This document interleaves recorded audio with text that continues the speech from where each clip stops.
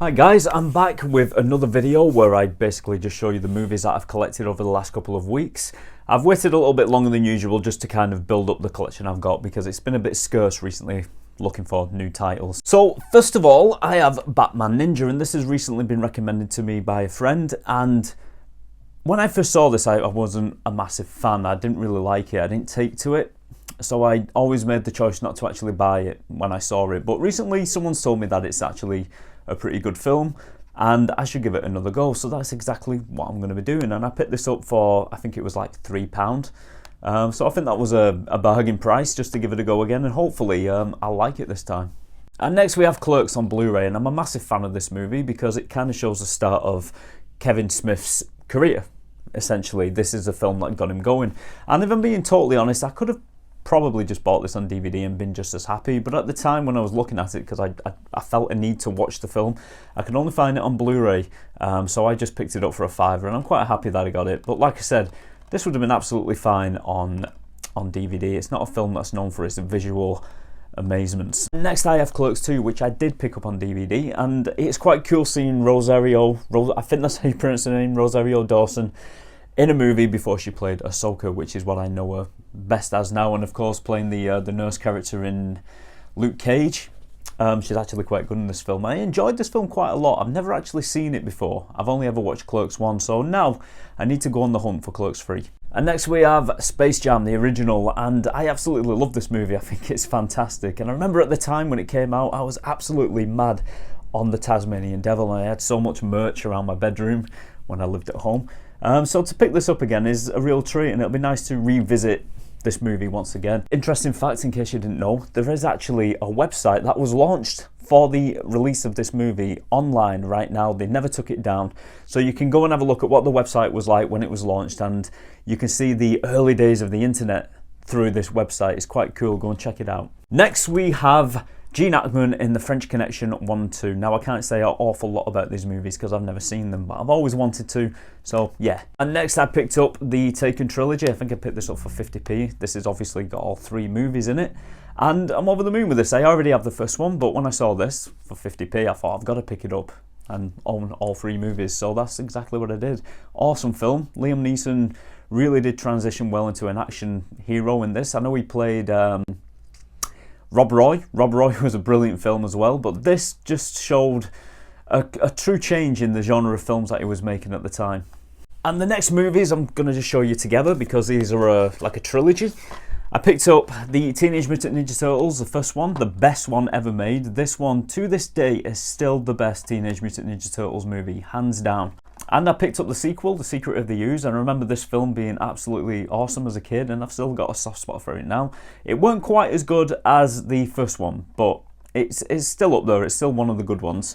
And Teenage Mutant Ninja Turtles 3, which saw the disappearance of the Jim Henson suits, which was a shame. These suits did not look as good, and this is kind of put down by a lot of fans saying that this movie was the worst in the 3, and it kind of is, but when you look at some of the I don't know, the production value that went into this film, it's actually quite impressive if you look at it from that angle, and it's not too bad. I still like it. And next we have The Revenant, starring Leonardo DiCaprio and Tom Hardy, and this film is absolutely amazing. I had to pick it up when I saw it. It's an absolutely fantastic film. It's a film of survival and revenge, I'd say, and it's just a really compelling watch. Great film. And next we have Air Force One, and I don't remember much about this film. I remember Gary Oldman's in it. I remember Harrison Ford is obviously playing the president and his plane gets hijacked. The line that I remember the most is "Get off my plane." So yeah, I was excited to pick this up because it's a film that I'd like to revisit. Pure 90s nostalgia, just guilt-free, enjoyable films. Next I picked up 12 Monkeys, starring Bruce Willis, like a time travel movie. If you've not seen it, it's a really good film. It's a film where Bruce Willis is sent back in time to try and stop this virus that has been created by I think it was like a monkey in a lab that unleashed this virus on the world, if I remember rightly. I've not seen it for a good while, but I did actually enjoy this. I love myself a time travel movie, I really do. So this was a good find for me, and I was quite excited to pick it up. I might actually watch this tonight. Now next, I went into a shop and I picked up Mad Max 3 Beyond Thunderdome, and I picked up Mad Max 2.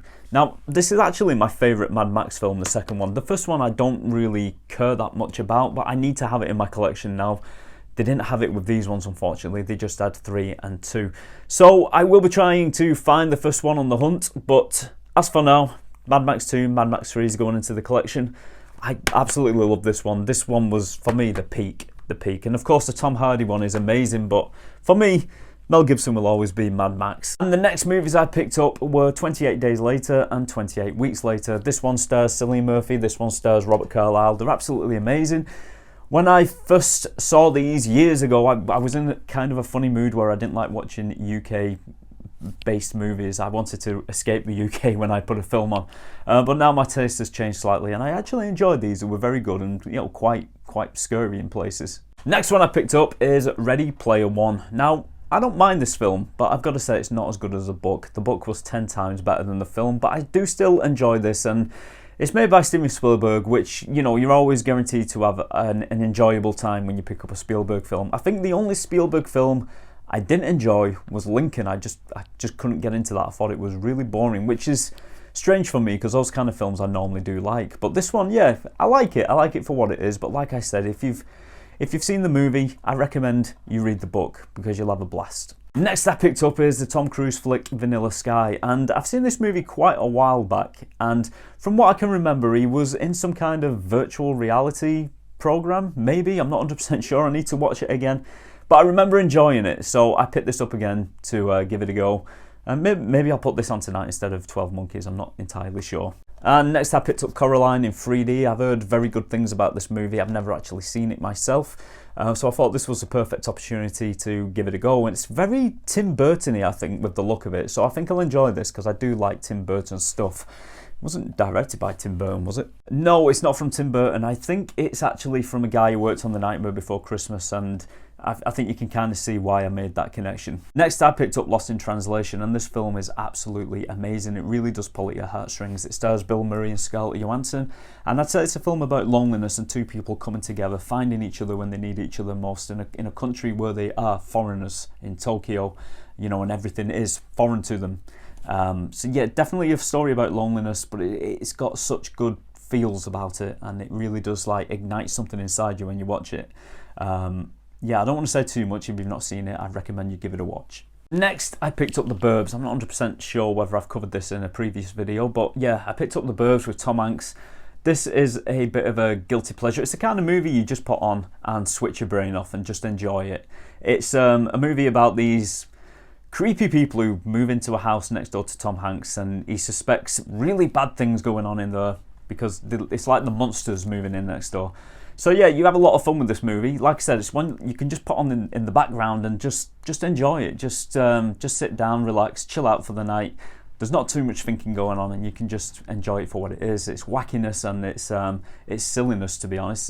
It's a great film. And next I picked up this Arnold Schwarzenegger box set, which has got maybe 2 really good titles and then 2 not so good titles, but titles that I love nonetheless. The first movie is Total Recall, and I think it's one of my favourite Arnie films, favourite sci-fi films. It's absolutely amazing. Is he a secret agent? Is he a double agent? Is he dreaming? Is he not? Who knows? But this film is absolutely great, and it's an absolute classic. Arnie wanted to work with the director of this movie after seeing his work on RoboCop, and it's got a lot of the same feels to it as RoboCop and Starship Troopers as well. Paul Verhoeven, that's it, the director's name. I think I pronounced that right. But yeah, this was a really good pickup for me. I love this film. And next we have Red Heat, and in this movie we see James Belushi join Arnie, and it's kind of a buddy cop movie, and it's quite good. It's got a little bit of humour in it as well. It's on the darker side compared to some of the other buddy cop movies, but I do enjoy this one for what it is, and it's one of his better movies in my opinion. Next we have Raw Deal, and I don't actually remember much about this movie apart from not quite liking it. But it was quite a while back. I was actually a kid when I last watched this. So it'll be interesting to see if I do enjoy it this time. If I remember rightly, I think Arnie is a local sheriff who infiltrates the mob by going undercover. That's pretty much as I can remember. But yeah, it'd be interesting to see if I actually like this now, as I've grown a little bit. And next but not least is Red Sonja, starring Bridget Nielsen and Arnie. Arnie plays a character in this called Calidor, but really, he's playing Conan. I think they couldn't get the rights to Conan for some strange reason, so they just made him into a different character. But at its core, it more or less is Conan the Barbarian. And I kind of like this film. It's a guilty pleasure. I actually watched this last night. It's terrible. It is terrible, but I still like it. I loved it as a kid, so I kind of like putting it on now and watching it. And it's not totally terrible, but it's not great. And what's interesting about this, it's actually a comic book adaptation. Red Sonja is a comic book. I didn't know this at the time. And there was rumours of not making a remake, but a reboot. But it never really saw the light of day. But it does remind me a little bit of Xena the Warrior Princess and shows like that made Channel 5, but not quite as bad. So yeah, that's it for today. That's all the pickups I had over the last couple of weeks. I hope you enjoy these videos. I'm not entirely sure whether they are taking off or not. Just let me know in the comments if you do like seeing these kind of videos. And until next time, I'll see you soon.